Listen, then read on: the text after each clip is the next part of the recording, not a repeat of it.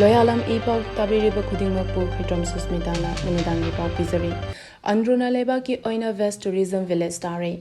Ministry of Tourism na sinduna lebak asida leriba khungang singi maraktagi Best Tourism Village competition da state asigi Imphal East District ta leba andro asi Village Heritage category da West Tourism Village tare. Tha asigi kuntareta pangthokadariba World Tourism Day ga mari leinana New Delhi da manayan thokpagi thoram ama pangthokadari. Hiram asiga mari leinana ngasi tourism gi joint director Arun Savindrawata Manipur gi government ki tourism commissioner Aiba Cherol ama tharuk tuna khangalak le hari ngasni commissioner tourism da tharak kheba Cherol adugi matung ina laibak asida leriba tongan toan ba khungang singi manungda langkoiba singi panthung pham oiba mafam adugi cultural amadi mahosagi leizaramba pukai singbu ningthi ne yokhatuna thamba amadi khungang aduda leriba mi singi punsirol aduda makhoigi senmitlon amadi mahosagi phibamda tungkoina kaihendana thamba ngamba singi marakta competition asi pangthokpani Masida state asige Andhra Village na heritage category da West Tourism Village asi phangle mram aduna hariba award asida yauriba certificate plaque longnabagi damakta khul asigi mi mari tharakadabani hari Chin Cookie narco terrorist single lantingnariba asi furupumbagi yaifanabani haina UCM na fongdokre Maitaina Chin Cookie narco terrorist single lantingnariba asi lamdam sida punna khundaminariba yellow furupumbagi yaifanabani haina United Committee Manipur UCM gi president YK Duren na fongdokre Wafam asi YK Duren na ngasi Manipur gi apunbagi saktam kanaba hotnabada thawaipna ponthapi khraba athauba athaubi singi mafamda langbangi haithalai tha tambagi thorum da fongdokhibani UCM na sendona ke krupata leva the Great June Uprising Memorial Complex ta pangthokiba thoram aduda laikhidraba athoba athowi singi imung manung yauna tongan ba imalup amadi organization singi thomi singsu haikhale tha tamba aduda saruk yakhi thoram aduga mari lenana YK Duren hai Chain Cookie narco terrorist illegal immigrants asina lamdam asigi yelho furup muthatnaba landaraliba asidagi Manipur bu kanaba majority furup oina lairaba miteina mayong yaduna thengnori Irang ase waroisen chana loshinduna lam heleba illegal immigrants asi maum thudekpa amadi lamdam sidagi tantho hodaba yaroi Ekhona mai pak taba yadabani kariguma lal ase mai pak hodaba matamda laiminariba yellow furup khudimaktam asiki chaitheng phangani laiminariba apipa yellow furup singda hena chauna chaitheng phangduna mutpa ya phawba mulakadawribani hojik tangai fadana laiminariba yellow furup sing asigi marakta apunba wakhalon ama sagatmina ba mathau tarakli Maram aduna UCM na hanadagi hauna apunbagi saktam sagatna ba changsilakhiba adugi manung Channa Manipur amasung mapanda leriba community leaders singa pau faunaraga punna faminaduna khalanabagi tanja lauragani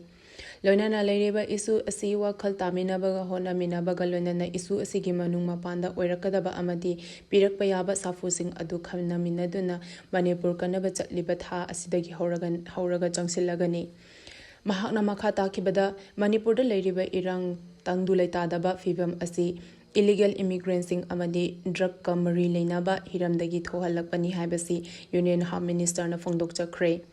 India ga government na wafam asi yazaba amadi khanglabanina adugumba su taunariba illegal immigrants singi lalholop singna sophisticated oiba khutlai sing sizinaduna landaraliba asi thingfam thoi Aduga chinda khuktamak hairaga chamamnaba amada adumak lehenduna miyambu charangnaba tangdu leitadaba fibam amada amuda adumak thamba asidi laibak thibani illegal immigrants singna thokhan bani haibasi khanglabanina atuba matamda NRC chana hanba thabak lokhat kadabani Loinana kilometer kontrarom border fencing khabalo shile haina fongdokpa asina tasengna achumba oirabadi yamna fei Manipur gi territorial boundary kaihandana hariba border fencing khabagi thabak asisu athubada lusan haningi UCM ge maikaidagi mari lenaba authority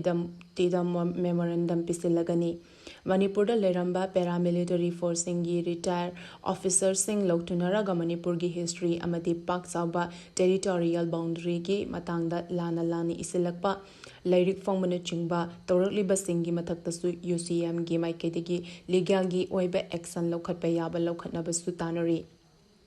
UCM na Manipur gi apunba saktam amasung territorial integrity gi damak matam pumbagi oina lep kani hainasu YK Duren na fongdokki. Union Cabinet na mikhal matam amatada pangthokpagi recommendation ge ayaba pikre. Leibaki Aina Lok Sabha, State Assembly amasung local body gi mikhal matam amatada pangthoknabagi damak semkiba ya high level committee gi recommendation adu ngasi pangthokiba Union Cabinet mifamna ayaba pikre.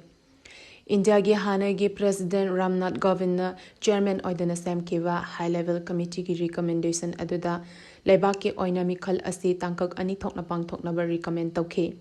Ahanba tangkakta Lok Sabha amasung Assembly mikhal matam amatada pangthokpa amasung ani suba tangkakta local body mikhal sing haibati panchayat municipality amasung district council gi mikhal sing general election pangthokraba matung numit chamani gi manungda pangthokpa mikhal khudingmakki common electoral roll amasemba lebak senba thongna hiram asida khanaba thabak asi pangthoknabagi damak implementation group amasemba haiba wafam asi yauri.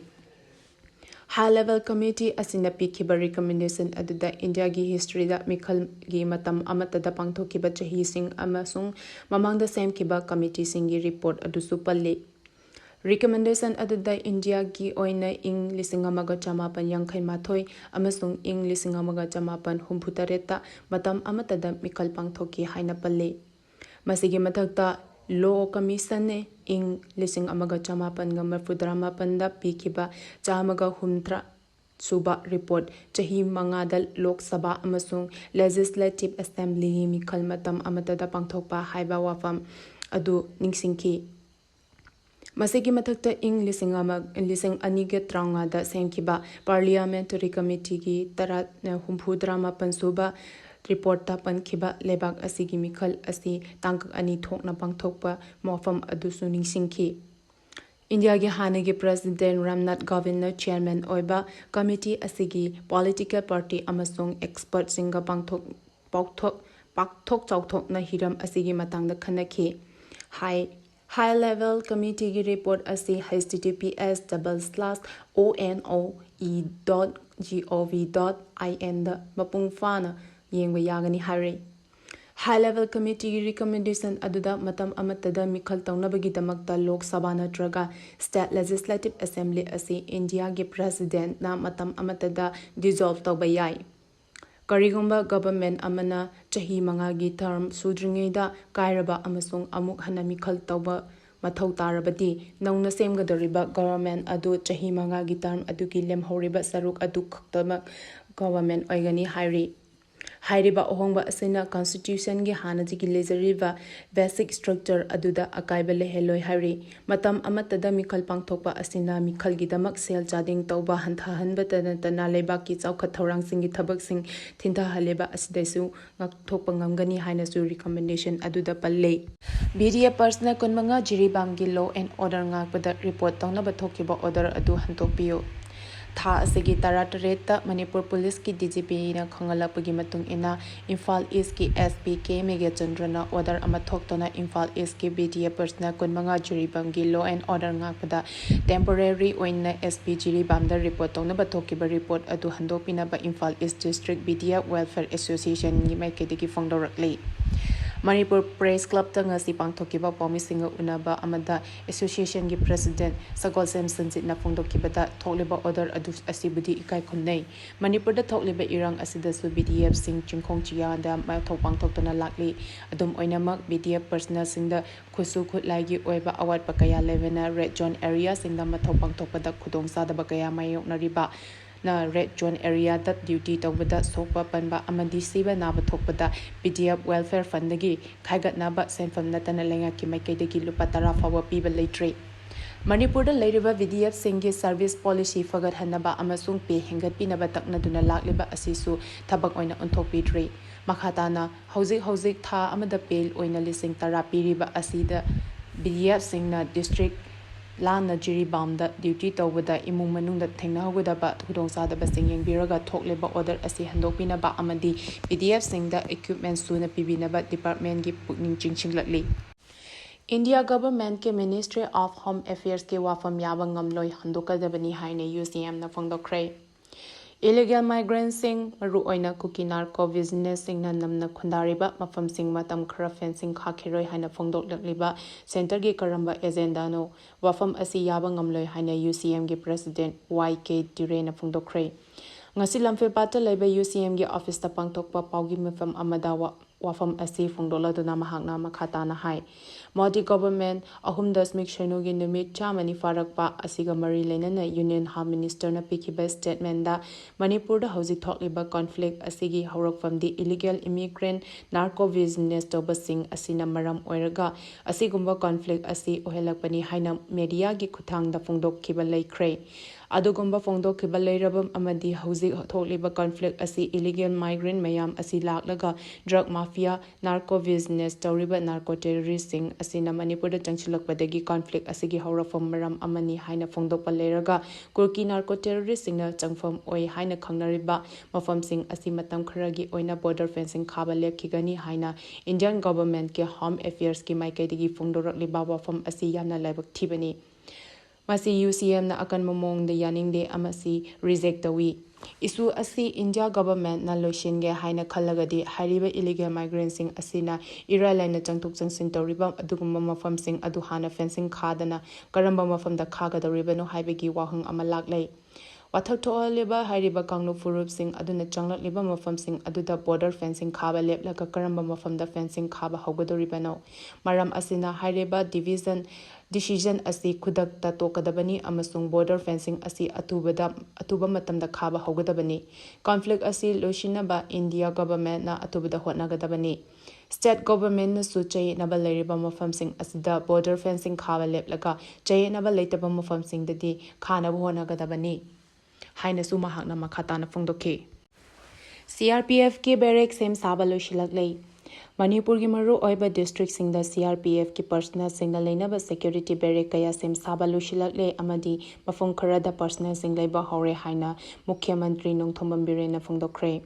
Nauna semlaba security barrack sing adugi photo ga konana chief minister nongthombam birena social media da thakalakpa post amagi matung inna security barrack semleba mafam sing adudi Churchampur district ki headquarter reserve line amadi district asigi manung chana laiba singhat Imphal East district ki oina Faying Chinglekai Semjang Chirang Kaithelmanbi outpost Janung Thobal district ki oina Nongpok Sekmai police station amadi Hairok Jiribam district ki Borobegra Kangpokpi district ki Gamphigai Bisnupur district ki Waroi Ching BDF outpost Lengangtabi BDF outpost Kakching district ki Palel PS campus Khongnang Faisabi Khulyauri Hari Aroibada maru eba pau Androna leba ki aina best tourism village tare Chin kuki narco terrorist single lanting nariba asti furupumbagi yaifana bani Union cabinet na mikal amatam amatada pangthokpagi recommendation ge ayaba pikhrei CRPF ke barrack sem sabalo shilaklei India government ke Ministry of Home Affairs ki wafam yaba ngamloi handokadabani haina UCM na phongdokhrei matang aswaida numidang gi paulo shinjari thagachari